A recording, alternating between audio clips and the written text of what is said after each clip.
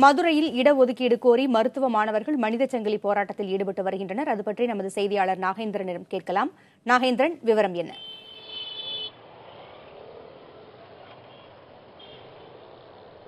பூங்குழலி, தற்போது நம்ம மதுரை அரசு மருத்துவமனை எதிரே உள்ள பனகல் சாலை நின்று கொண்டிருக்கிறோம். தற்போது இந்த காட்சிகள் நீங்களும் பார்க்கலாம். அரசு மருத்துவர்கள் மற்றும் மருத்துவக் கல்லூரி பயிற்சி மருத்துவர்கள், மருத்துவக் கல்லூரி மாணவர்கள் தற்போது இந்த பகுதியில் மனித சங்கிலி போராட்டத்தில் ஈடுபட்டு வருகின்றனர்.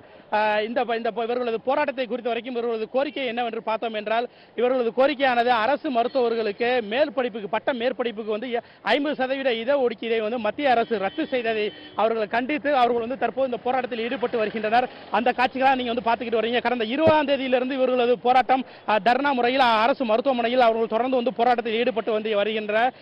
இன்று இந்த போராட்டமானது அடுத்த கட்டத்தை எட்டியுள்ளது. இதில் ஒரு 1000க்கும் மேற்பட்ட ஆண்கள் மற்றும் பெண் மருத்துவர்கள் தற்போது இந்த பகுதியில் மனித சங்கிலி போராட்டத்தில் ஈடுபட்டு வருகின்றனர். அந்த காட்சிகளை தான் நாங்கள் பார்த்துக்கிருக்கோம். இப்ப இது குறித்து பேசுவதற்காக மதுரையை சேர்ந்த அரசு மருத்துவர் விஸ்வநாதன் நம்மளுடன் இருக்கிறார். அவரிடமே கேட்கலாம். சார், உங்களோட கோரிக்கை என்ன? நீங்க இந்த கோரிக்கையை வலியுறுத்தி எதற்காக இந்த மாதிரி என்னென்ன மாதிரியான போராட்டங்களை ஈடுபட்டு வரீங்க? எத்தனை தேதியிலிருந்து இந்த மாதிரி போராட்டங்களை ஈடுபடுறீங்க? சார், நாங்கள் ஒரு 20ஆம் தேதியிலேருந்து இந்த தர்ணா போராட்டம் நடத்துகிறோம். இன்றைக்கி தான் நாங்கள் மனித சங்கிலி பண்ணிக்கிட்டு இருக்கோம்.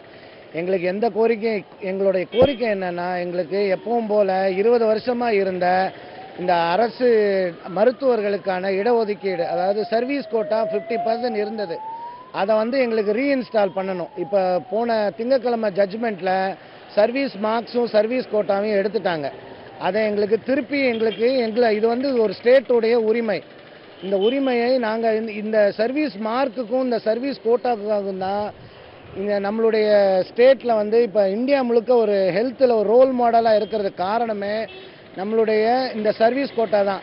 இப்போ இந்த மெடிக்கல் ரெக்ரூட்மெண்ட் போர்டு இருக்குல்ல, அது வழியாக அந்த புதுசாக முடித்த MBBS டாக்டர்ஸ் வராங்க.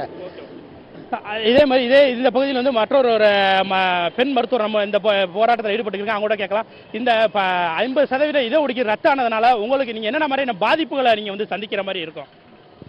இந்த சர்வீஸ் கோட்டா இருக்கனால MBBS முடிச்சு அரசுல சேர்றவங்க அவங்களுக்கு MDMS சீட் கிடைக்கும்.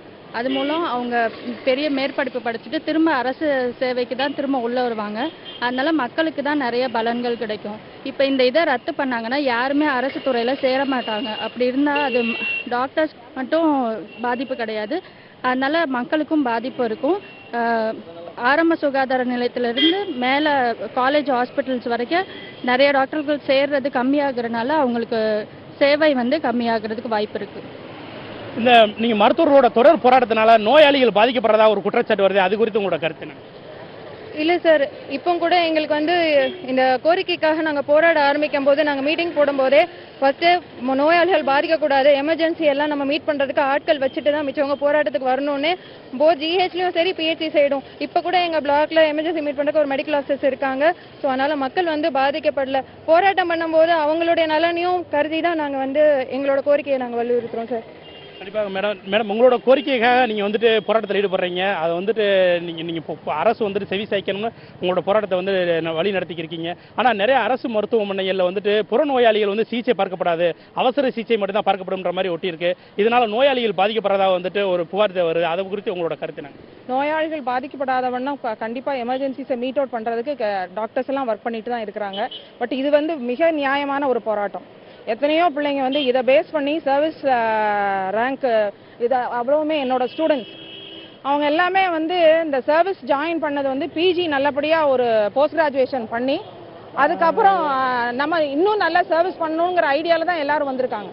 இத்தனை சார் சொன்ன மாதிரி 20 வருஷமாக கொடுத்த ஒரு சலுகையை சடால்னு நீக்கிறது அவ்வளோ சரியான விஷயமா தெரியல. அதனால இது நியாயமான போராட்டம், இது கண்டிப்பாக வெற்றி அடையணும். அது அப்படிங்கிறத எங்க எல்லாரோட நம்பிக்கை. இதுக்கு எங்களோட செக்ரட்டரி செந்தில் சார் கண்டிப்பா இதை நடத்தி தருவாருங்கிறதுல எங்களுக்கு எள்ளளவும் சந்தேகம் கிடையாது. கண்டிப்பா இந்த போராட்டம் வெற்றி பெறும். மத்திய அரசு 50% இடஒதுக்கீடை கண்டித்து தமிழ்நாட்டில் மட்டும்தான் அந்த அளவுக்கு போராட்டம் பெருசா நடந்துருக்கு. வட மாநிலங்கள் இந்த அளவுக்கு போராட்டங்கள் இல்லையே, அதை நீங்க எப்படி பாக்குறீங்க? மேடம் சார் முக்கியமாக இந்தியாவிலே தமிழ்நாடு தான் சார் நம்பர் 1 ஹெல்த்லன்னு சொல்கிறாங்க. அது எதனால காரணம்னா பிஹெச்சி மெடிக்கல் ஆஃபீஸர்ஸ் தான் பேக் போன்.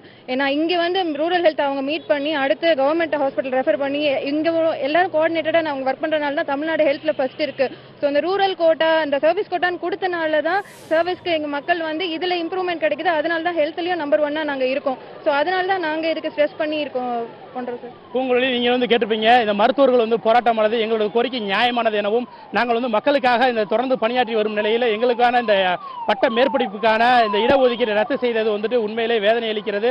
அதனை வந்துட்டு திரும்ப பெற வேண்டும் எனவும் அவங்க வந்து தெரிவிச்சிருக்காங்க. பூங்குழலி.